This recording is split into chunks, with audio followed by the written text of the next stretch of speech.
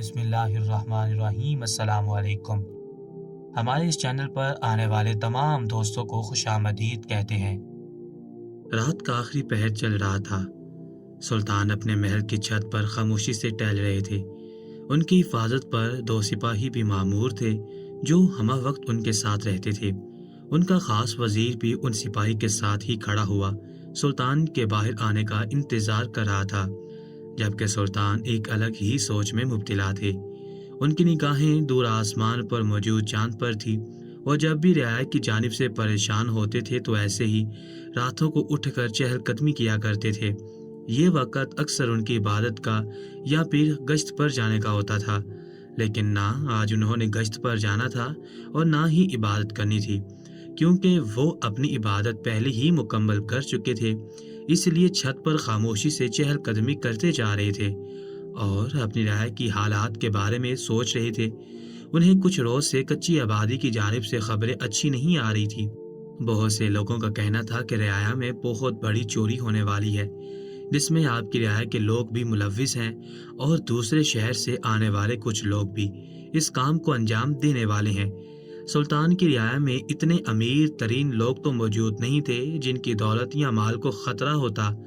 انہیں بس اپنے خزانے کی تھوڑی فکر تھی جو انہوں نے اپنی رعایا کی خدمت انجام دینے کے لیے مختص کیا ہوا تھا۔ اس پر انہوں نے اپنے قابل سپاہیوں کو حفاظت کے لیے بھی مامور کر دیا تھا، لیکن اس کے باوجود ان کی پریشانی ختم نہیں ہو رہی تھی۔ انہیں خوف محسوس ہو رہا تھا کہ جلد یا بعدیر کچھ غلط ہونے والا ہے جس کو وہ روک نہیں پائیں گے، لیکن انہیں اللہ تعالیٰ سے پوری امید تھی کہ ایسا کچھ نہیں ہوگا۔ لیکن کہتے ہیں نا، جس چیز کا خدشہ آپ کے دل میں آ جائے اس میں کوئی نہ کوئی بات ضرور ہوتی ہے۔ تھوڑی دیر چہل قدمی کرنے کے بعد فجر کی اذان ہو چکی تھی۔ فجر کی اذان جیسے ہی ان کے کان سے ٹکرائی تو وہ خاموشی سے محل کی چھت سے نیچے آ کر اپنے حجرے میں داخل ہو چکے تھے، جبکہ دونوں سپاہی اور وزیر بھی عبادت کرنے کے لیے اپنے اپنے حجرے میں جا چکے تھے۔ سلطان کے حجرے کے باہر ہی ان کی حفاظتی سپاہی موجود تھے جو سلطان کی نماز ادا کرنے کا انتظار کر رہے تھے، کیونکہ پھر جب وہ خوابگاہ میں چلے جاتے تو وہ دونوں سپاہی بھی نماز ادا کرنے کی خاطر مسجد کی جانب روانہ ہوتے تھے۔ سلطان حجرے میں داخل ہوئے تو انہیں عجیب سی بے چینی کا احساس ہوا۔ ایسا محسوس ہوتا تھا جیسے حجرے میں ان کے علاوہ بھی کوئی اور انسان موجود ہو۔ انہوں نے چاروں جانب نگاہیں گھمائیں تو انہیں ایسی کوئی بھی خرابی اپنے حجرے میں محسوس نہیں ہوئی تھی جس سے وہ کسی چیز کا اندازہ لگاتے۔ اپنا وہم سمجھ کر انہوں نے سر جھٹکا اور خاموشی سے حجرے میں نماز ادا کرنے لگے۔ انہوں نے فجر کی نماز چند ہی پل میں ادا کر لی تھی۔ اس کے بعد انہوں نے کافی دیر تک اللہ تعالیٰ کے ناموں کی تسبیح کی اور آخر میں قرآن پاک کی تلاوت کر کے اپنے خوابگاہ کی جانب گامزن ہو گئے۔ لیکن حجرے سے نکلتے وقت انہوں نے ایک بار پھر مڑ کر اپنے حجرے کو دیکھا تھا۔ انہیں ایک بار پھر کسی کی موجودگی کا احساس ہوا تھا، لیکن پھر انہوں نے یہی سوچا کہ شاید یہ ان کا وہم ہے، اور انہی چیزوں کو مد نظر رکھتے ہوئے وہ خاموشی سے اپنی خوابگاہ کی جانب روانہ ہو گئے تھے۔ خوابگاہ میں ان کی زوجہ نماز ادا کرنے کے بعد نیند کی آغوش میں تھی۔ وہ بھی ان کے برابر میں نیم دراز ہو کر خوابوں کی دنیا میں چلے گئے تھے۔ وقت کا کام ہے گزر جانا۔ صبح طلوع آفتاب ہوتے ہی ان کی آنکھ کھل گئی تھی۔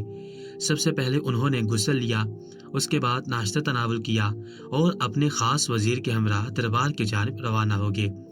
جیسے ہی وہ دربار میں داخل ہوئے وہ تمام مشیر اور درباری ان کے ادب میں کھڑے ہو چکے تھے، جبکہ سلطان تمام مشیر اور درباریوں کو سر کی ہلکی جنبش سے جواب دیتے ہوئے اپنی شست پر براجمان ہو گئے تھے۔ ان کے بیٹھتے ہی تمام لوگ ان کے ساتھ ہی اپنی اپنی جگہ سنبھال چکے تھے۔ تھوڑی دیر وقفے کے بعد ہی سلطان نے دربار کا آغاز کر دیا تھا۔ آج رعایا کا زور تھوڑا زیادہ تھا۔ لمبی لمبی قطار دربار کے باہر لگی ہوئی تھی۔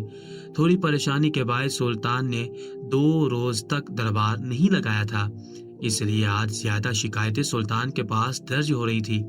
سلطان بنا ماتھے پر بل ڈالے خاموشی سے سب کے مسائل حل کرتے جا رہے تھے۔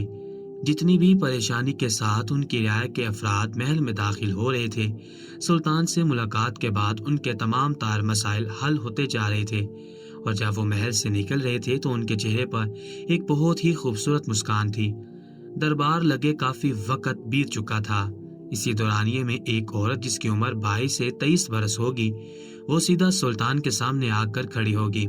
उसकी पोशाक देखने लायक थी। तमाम मर्दों की निगाहें उस औरत के खूबसूरत चेहरे पर जम चुकी थी। जबकि एक पल को सुल्तान भी उसकी खूबसूरती के कायल हुए थे। वो लड़की दिखने में कोई अप्सरा मालूम हो रही थी। झील जैसी आंखें, गुलाबी कुदरती गाल, गुलाब की पंखड़ियों की मानित होंठ और सुराहीदार गर्दन वाज़ेह तौर पर नजर आ रही थी। तमाम मर्दों ने इंसानियत का मुजाहिरा करते हुए अपनी निगाहें झुका ली थी, जबकि सुल्तान भी अपनी नजर एक तरफ को कर चुके थे। उस औरत ने सफेद पोशाक ज़ेबे तन की हुई थी। उसकी आंखें लाल सुर्ख हो रही थी, जो इस बात की गवाही थी कि यह औरत काफी देर से रो रही थी। चेहरे पर काफी इज़्तिराब था। सुल्तान ने उस औरत को परेशान देखा तो कुछ पल खामोश रहे। वो चाहते थे कि वो औरत ही अपना मुद्दा बयान करे, लेकिन उसको कुछ ना बोलता देख सुल्तान ने खुद ही गला खंखार कर उसको मुखातिब किया और कहने लगे, ए लड़की, परेशान होने की तुम्हें जरूरत नहीं है। तुम बिल्कुल ठीक जगह पहुंची हो। जो भी मसला है तुम हमें बता सकती हो। हम हर हाल में तुम्हारे मसले को हल करेंगे। कभी भी परेशान होने से मसाइल का हल नहीं निकला है।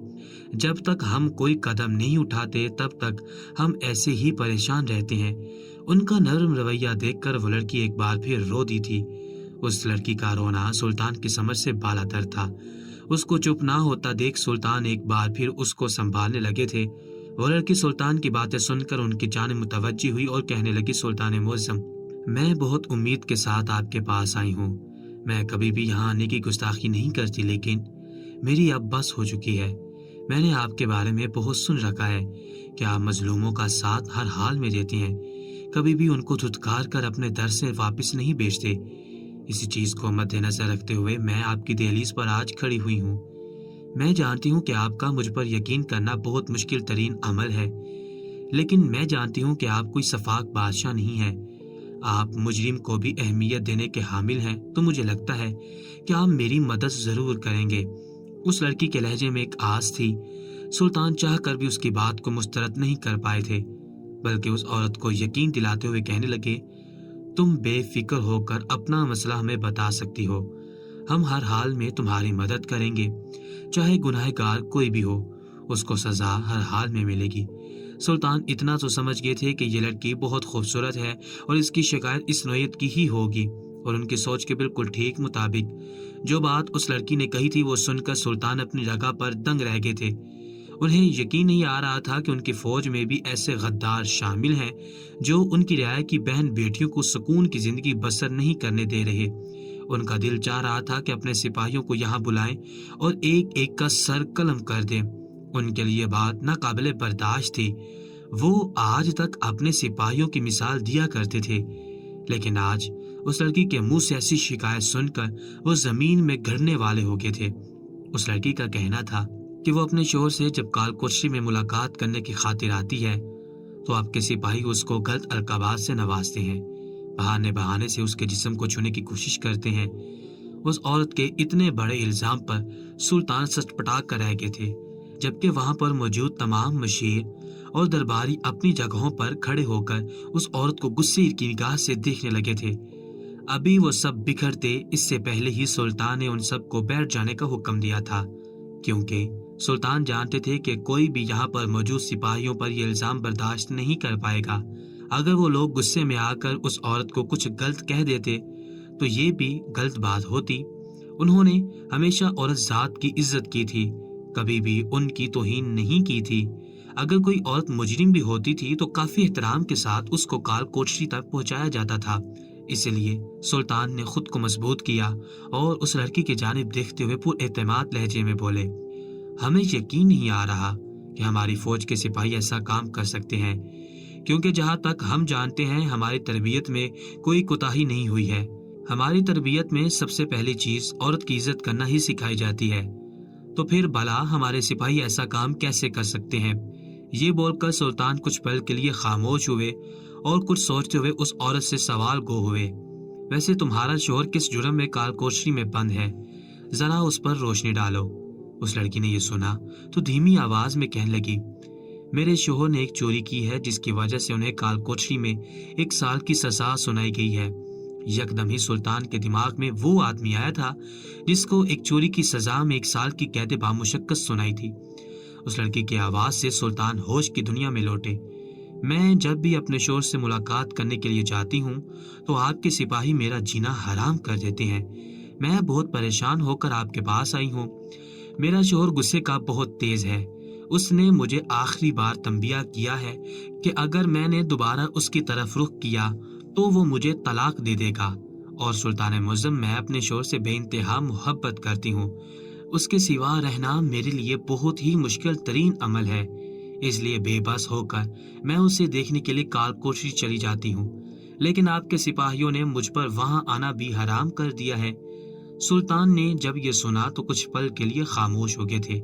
उन्हें कुछ समझ नहीं आ रहा था कि वो किसके हक में फैसला थे। उन्होंने जितना भी अपने सिपाहियों को जाना था वह सब काफी अच्छे किरदार के मालिक थे। कभी भी उन्हें इस तरह की कोई शिकायत आज तक नहीं मिली थी और आज इस औरत के मुंह से ऐसी बात सुनकर सुल्तान को बहुत अफसोस हो रहा था। उन्होंने फौरन ही अपने वजीर को हुक्म देना चाहा था कि दरबार में उन तमाम सिपाहियों को मदऊ किया जाए जो कालकोठरी की हिफाजत के लिए मामूर किए गए हैं, लेकिन कुछ सोचकर सुल्तान खामोश हो गए थे। उन्होंने उस खूबसूरत और नाजुक लड़की को देखा और उसको समझाते हुए कहने लगे, अगर तुम्हारा शौहर कहता है कि तुम कालकोठरी उससे मुलाकात करने के लिए ना आओ तो अब से तुम कालकोठरी मत जाना। और रही बात तुम्हारे मुजरिमों की, तो हम तुम्हें इस बात का यकीन दिलाते हैं कि हम एक एक को सजा देंगे। जबकि वो लड़की रोते हुए कह लगी, सुल्तान मुअज़्ज़म, इतना बड़ा जुल्म ना करें। मैं वैसे ही अपने शौहर की जुदाई बर्दाश्त नहीं कर पा रही। अगर मैं उससे मुलाकात नहीं करूंगी तो मेरे लिए जीना मुश्किल हो जाएगा। खुदारा मेरे हाल पर रहम करें। मेरी शादी को अभी चंद माह ही तो हुए हैं और मुझे अपने शौहर से इतनी दिली वाबस्तगी है कि मैं आपको बताने से कासिर हूँ। जबकि उस औरत की बात सुनकर सुल्तान ने खामोश रहने में ही आफियत जानी थी और उन्होंने वजीर को हुक्म दिया था कि इस औरत की हिफाजत की जाए जब जब ये कालकोठरी में अपने शौहर से मुलाकात करने के लिए आए। जबकि सुल्तान ने उस औरत को दिलासा देकर वहां से भेज दिया था, लेकिन उन्होंने सोच लिया था कि वो किसी एक सिपाही को भी इस गलती के लिए मुआफ नहीं करेंगे। उनके उसूल सबके लिए एक जैसे थे। अगर वो आम इंसान को सजा देने के कायल थे तो फिर वो अपनी फौज के सिपाहियों को भी सजा देना अपना हक समझते थे। उन्होंने तो अपने लिए भी कोई रियायत नहीं रखी थी। अगर उनसे भी कोई गलती सर्जिश हो जाती तो वो खुद को भी सजा जरूर देते थे, क्योंकि उन्होंने एक ही बात सीखी थी, जो शख्स वक्त की पाबंदी और उसूलों की पाबंदी करता है वो हमेशा कामयाब ठहरता है। और उनकी ये बात उनको हमेशा कामयाब ठहराती थी। उस औरत के जाने के बाद सुल्तान ने पूरे दरबार पर एक निगाह घुमाई और बुलंद आवाज में बोले, मेरी ये बात आप सब अपने दिमाग में बिठा लें। अगर ये मामला दरबार के बाहर गया तो मुझसे बुरा कोई नहीं होगा। किसी भी शख्स ने अगर उन सिपाहियों को जाकर यह इत्तला दी कि उनकी शिकायत हमारे पास दर्ज हुई है तो हम उस इंसान को बिल्कुल बेरियायत नहीं बख्शेंगे, बल्कि उससे बहुत ही कड़ी सजा सुनाएंगे। इसलिए हमारी इस बात को आप लोग गांठ बांध लें। यह मामला दरबार तक ही महदूद रहना चाहिए, क्योंकि हम खुद इस चीज की जांच पड़ताल करके अपने सिपाहियों को सजा देंगे। इससे पहले हम कोई ऐसा कदम नहीं उठाना चाहते जो बाद में हमारे लिए परेशानी का बायस बने या पछतावे का।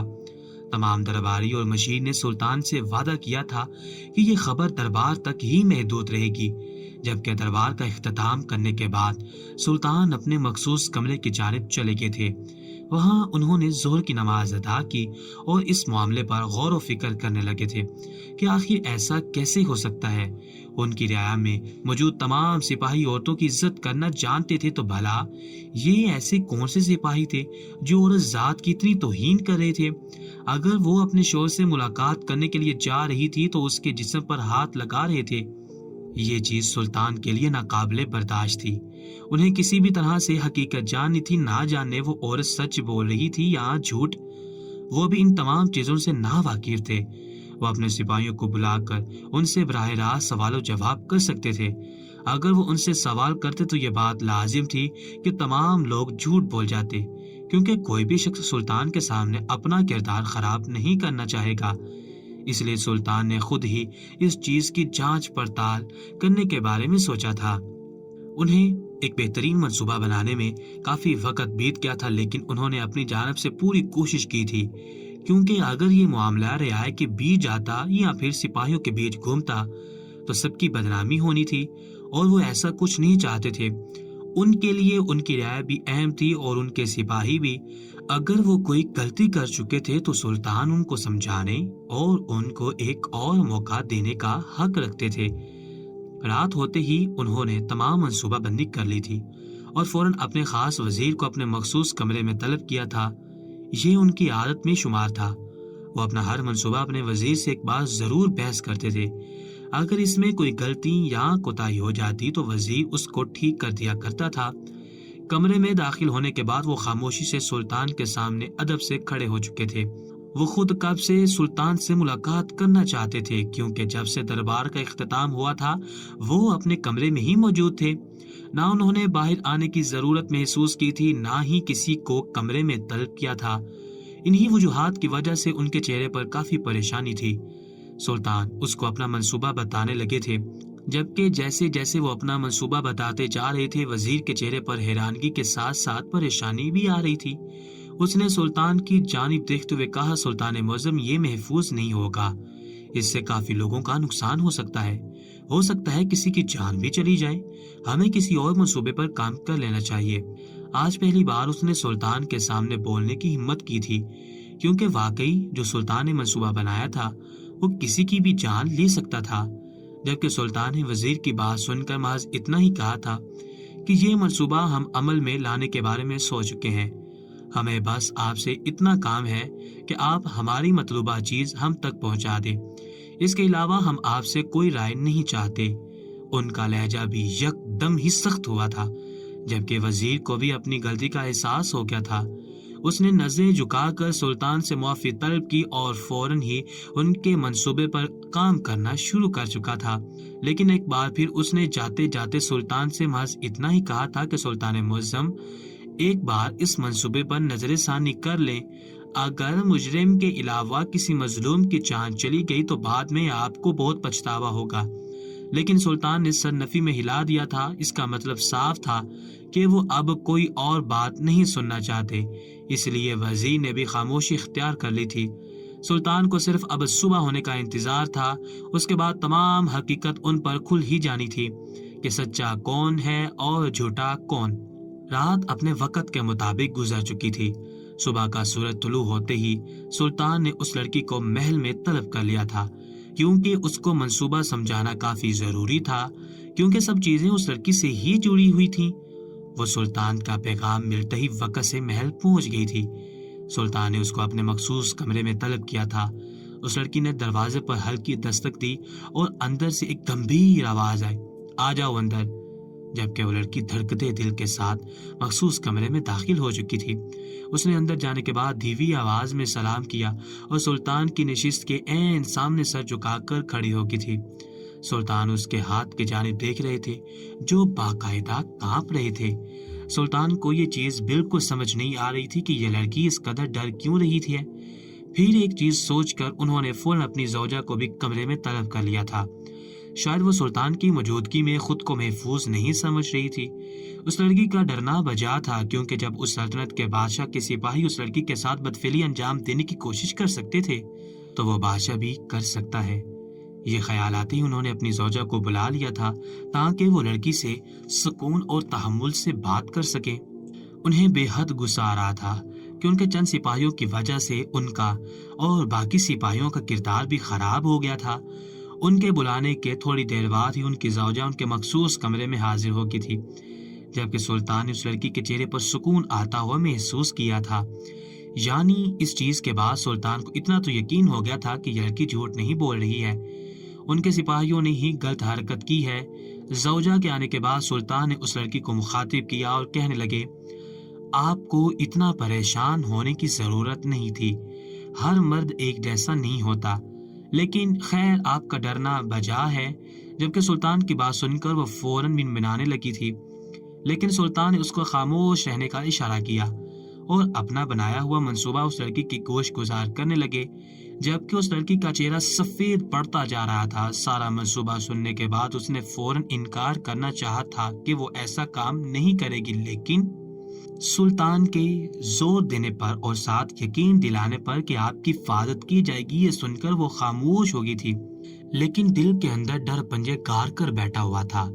اس لڑکی کو مخصوص وقت پر آنے کے لیے بول دیا گیا تھا جب وہ اپنے شوہر سے ملاقات کے لیے آئی تھی، جبکہ وہ اجازت ملنے کے بعد محل سے چلی گئی تھی۔ اس لڑکی کے جانے کے بعد ان کی زوجہ کسی فسو میں کہنے لگی کہ کتنی افسوس کی بات ہے، اس مردوں کے معاشرے میں ہم عورتوں کا جینا بے حد مشکل ترین عمل ہے، ہمیں بے حد افسوس ہے۔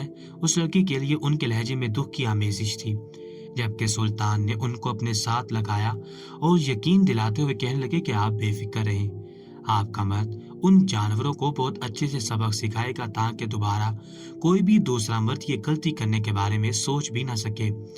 جبکہ ان کی بیوی نے سر کو ہلکی جنبش دی اور سلطان کی اجازت سے اپنے کمرے کی طرف مڑ گئی۔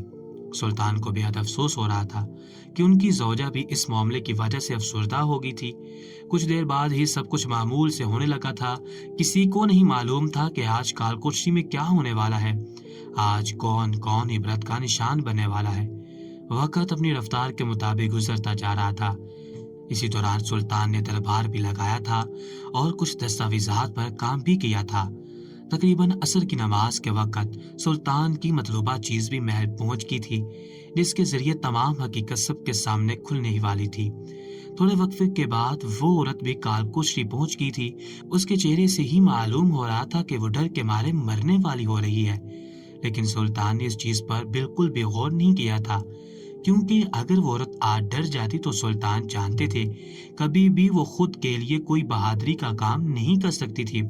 سلطان بھی کالکوٹری میں ہی موجود تھے، لیکن انہوں نے اپنے شاہی لباس کو تبدیل کر لیا تھا اور ایک مجرم کی طرح کالکوٹری کے ایک کونے میں سر جھکا کر بیٹھے ہوئے تھے۔ سلطان کے منصوبے کے تحت وہ لڑکی ان کی مطلوبہ چیز یعنی ایک سور کے ساتھ کالکوٹری میں داخل ہوئی تھی۔ اس کے ہاتھ آپس میں الجھے ہوئے تھے، چہرے پر ڈر ہی ڈر تھا، ہاتھ پاؤں پوری طرح سے کانپ رہے تھے، لیکن آج اس نے ہمت کرنی تھی۔ سلطان کا ہاتھ لباس کے نیچے چھپی اپنی تلوار پر تھا، کیونکہ اگر وہ سور اس لڑکی پر حملہ آور ہوتا تو سلطان فوراً ہی اس لڑکی کی حفاظت کر لیتے۔ وہ لڑکی سیدھا اپنے شوہر کے پاس گئی تھی، جبکہ اس کا شوہر بھی ڈر کر ایک کونے میں ہو گیا تھا اور اپنی بیوی کو سخت سناتے ہوئے کہنے لگا کہ کیا تم پاگل ہو گئی ہو؟ اس سور کے ساتھ یہاں کیوں آئی ہو؟ دیکھو سب کتنا ڈر رہے ہیں۔ سلطان نے ایک نگاہ پوری کالکوٹری پر ڈالی تو تمام قیدی دیوار سے لگے ہوئے تھے۔ سلطان کو یکدم ہی خوشی سی ہوئی تھی، یعنی منصوبہ کام کر رہا تھا۔ وہ لڑکی اس چیز کو نظر انداز کر کے اپنے شوہر سے باتیں کرنے لگی تھی، جبکہ اس کے شوہر کا ڈر کے مارے برا حال تھا، لیکن کہتے ہیں نا، انسان کبھی بھی اپنی خصلت سے باز نہیں آتا۔ سلطان کے 4 سپاہی جو ہر وقت کالکوٹری میں ہوا کرتے تھے، وہ اس عورت کو دیکھ کر ایک بار پھر اس کی طرف لپ گئے تھے۔ سلطان کا غصے سے برا حال ہو گیا تھا۔ سلطان کے لیے 4 سپاہی کافی اہمیت کے حامل تھے۔ سلطان ہمیشہ ان کو سرآنکھوں پر بٹھاتے تھے، کیونکہ یہ 4 سپاہی جنگ میں کافی بہادری کا مظاہرہ کرتے تھے اور تمام سپاہیوں میں اول آتے تھے۔ سلطان بغور تمام معاملے کا جائزہ لے رہے تھے۔ وہ چاہتے تو ان 4 سپاہیوں کو معاف کر کے ان کی حفاظت کر سکتے تھے، کیونکہ وہ ایک قابل سپاہی کے درجے پر فائز تھے، لیکن سلطان نے اصول کی پابندی کی تھی اور اپنی جگہ پر ہی بیٹھے رہے تھے۔ اس لڑکی کے کہنے کے بالکل ٹھیک مطابق وہ 4 سپاہی اس لڑکی کے آگے پیچھے کھڑے ہو گئے تھے، جبکہ دونوں پیچھے اس کی کمر میں ہاتھ ڈال دیا تھا۔ سلطان کے لیے سب کچھ کافی ناگوار تھا۔ وہ اپنی جگہ سے اب کھڑے ہو چکے تھے۔ وہ ابھی کوئی قدم اٹھاتے سے پہلے ہی ساتھ کھڑے اس سور نے ان سپاہیوں کے ہاتھ پر زور سے کاٹا تھا، جبکہ وہ بلبلا اٹھے تھے، کیونکہ ابھی تک ان 4 کی نگاہیں اس پر گئی ہی نہیں تھی، جبکہ وہ لڑکی بھی ڈر کر اپنے شوہر کے ساتھ چپک کر کھڑی ہو گئی تھی۔ سلطان فوراً ہی آگے بڑھتے اس سے پہلے اس سور نے 2 کا حال برا کر دیا تھا۔ سلطان نے فوراً ہی آواز دے کر باہر موجود اپنے وزیر کو بلایا تھا، جو اس سور کا مالک تھا۔ اس نے فوراً اپنے سور کو سنبھالا تھا اور ایک پنجرے میں بند کر دیا تھا، جبکہ ان 2 سپاہیوں کی حالت بہت بری ہو چکی تھی اور باقی وہاں موجود تمام سپاہی اور قیدی حیران تھے کہ سلطان اس لباس میں یہاں کیوں موجود ہے، جبکہ سلطان نے خون آشام نگاہوں سے ان 2 سپاہیوں کو دیکھا تھا۔ जो सुल्तान को वहां देख थर थर कांप रहे थे। सुल्तान ने फौरन ही उन दोनों को बंदी बनाने का हुक्म दिया था, जबकि वो जख्मी हो गए थे। उनको इलाज के लिए तबीब खाने भेजा गया था, लेकिन सुवा ने इतनी बुरी तरह से उन पर हमला किया था कि वो दोनों जाए वारदात पर ही अपनी जान की बाजी हार चुके थे। सुल्तान ने बचे हुए उन 2 सिपाहियों को भी फांसी के फंदे पर चढ़ा दिया था, क्योंकि ये पूरी रियाया के लिए एक पैगाम था, जो शख्स भी एक औरत जात की तौहीन करेगा उसको बिल्कुल भी मुआफी नहीं मिलेगी। जबकि उस औरत के खातिर सुल्तान ने उसके शोहर की सजा भी मुआफ कर दी थी और उसको भी कालकोठरी से आज़ाद कर दिया था। सब कुछ मामूल के मुताबिक होने लगा था, लेकिन सुल्तान का दिमाग बड़ी होने वाली चोरी पर ही था। वो इन तमाम मामलात में फंसे चोरी से गाफिल नहीं हुए थे और इसी वजह से सुल्तान अपना माल बचाने में कामयाब ठहरे थे, क्योंकि सुल्तान के सोचने के बिल्कुल ठीक मुताबिक रियाया में जो खौफ फैला था वो सिर्फ और सिर्फ सुल्तान का दिमाग हटाने के लिए ही किया गया था, क्योंकि रियाया में कोई भी ऐसा अमीर शख्स मौजूद ही नहीं था जिसके पास ज्यादा धन दौलत होती। रियाया में सिर्फ सुल्तान का खजाना ही था जिसको चोरी करना आसान काम था, लेकिन सुल्तान का दिमाग फौरन चलने की वजह से उनका तमाम माल बच गया था। इस चोरी में मुलव्विस एक और शख्स था, जिसको देख सुल्तान को बहुत हैरत के साथ साथ दुख भी हुआ था। वो आदमी कोई और नहीं बल्कि उस औरत का ही शोहर था, जिसने कुछ रोज पहले अपनी बहादुरी के बायस अपने शोहर को कालकोठरी से निकलवाया था। लेकिन सुल्तान ने इस बार उसकी गलती को मुआफ नहीं किया था, जबकि उस लड़की का भी कौल यही था कि इस शख्स को इज्जत रास ही नहीं आती, इसको आप कड़ी से कड़ी सजा दे।